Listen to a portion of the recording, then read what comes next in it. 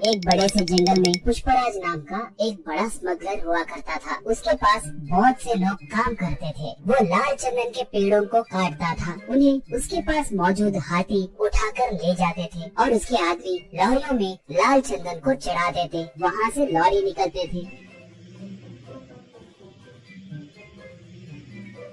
वहाँ पर चेकपोस्ट के पास मौजूद पुलिस वाले भी पुष्पराज के ही आदमी होने के कारण उनकी जांच करे बिना ही वो लोग लॉरियों को छोड़ देते थे। ऐसे उसके जुर्म का साम्राज्य बहुत फैला हुआ था। उसके पास गंगा नाम की एक हाथी थी। पुष्पराज को गंगा बहुत पसंद थी। उसे अच्छा खाना खिलाते हुए उसका बहुत ख्याल रखता था। वो भी पुष्पराज को अपने ऊपर बिठाकर घूमते रहती थी।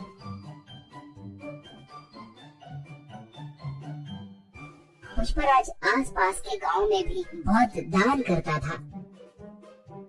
इसलिए अगर गांव में कभी कोई पुलिस की गाड़ी आती तो उस गांव में रहने वाले पुष्पराज के आदमी तुरंत पुष्पराज को फोन करके उसे जानकारी देते थे। इससे पुष्पराज सतर्क होकर जंगल में दूसरे इलाके को अपने आदमियों के साथ मिलके चला जाता था। पुलिस वाले आकर वहाँ पर देखे तो उन्हें कोई नहीं दिखते थे। इससे वो लोग सर पकड़ लेते थे। एक बार उस इलाके को एक नया एसपी आया। उसका नाम शेखावत था। वो बहुत बड़ा रिश्वतखोर और भ्रष्ट ऑफिसर था। वो बहुत बड़ा क्रूर और मूर्ख आदमी था। वो जैसे तैसे पुष्पराज को पकड़ने के लिए देख रहा था। एक बार गलती से गंगा एक घाटी में गिर गई, मगर वो पूरी तरह से घाटी में गिरे बिना नीचे एक बड़े से पत्थर के बीच में फंस गई थी। वो हाथी उसे बचाने के लिए चिंगारने लगे।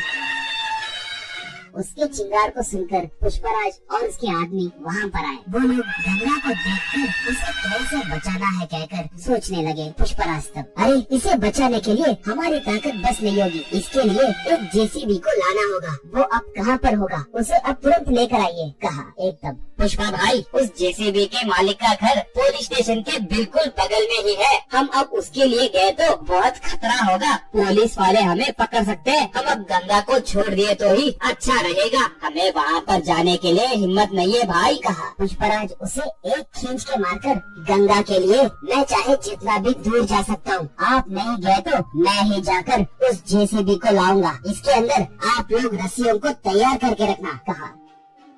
ऐसे वो बाइक को लेकर गांव में आया। उस जेसीबी वाले से पूछकर जेसीबी को लेकर निकला।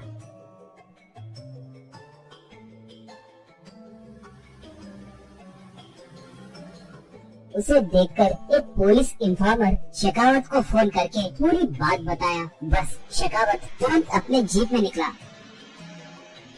पुष्पराज पहाड़ के पास पहुंचकर जेसीबी को रस्सियां बांधकर उनसे गंगा को ऊपर खींचकर उसे बचाया। गंगा ऊपर आकर खुशी से चिंगारने लगी। पुष्पराज को अपने सूंड से आशीर्वाद दी। इतने में शेखावत वहाँ पर आकर बंदूक से पुष्पराज पे निशाना साधा।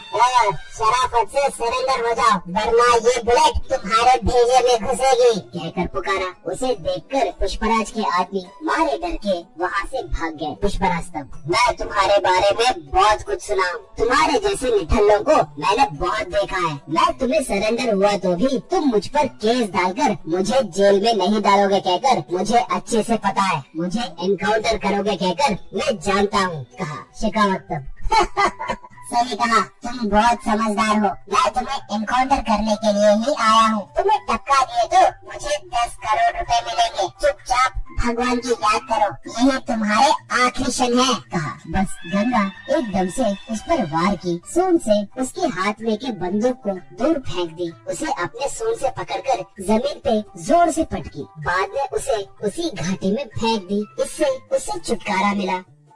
बाद में पुष्पराज गंगा को प्यार से चूमा। उसके ऊपर बैठकर जंगल की ओर निकला पुष्पराज। दोस्तों, आपको ये कहानी पसंद आई तो दया करके हमारे चैनल को सब्सक्राइब कीजिए। उसके साथ साथ वीडियो को लाइक मार के आपके दोस्तों को शेयर भी कीजिए। पुष्पा 2 के लिए कौन कौन इंतजार कर रहा है हमें कमेंट में बताइए। धन्यवाद।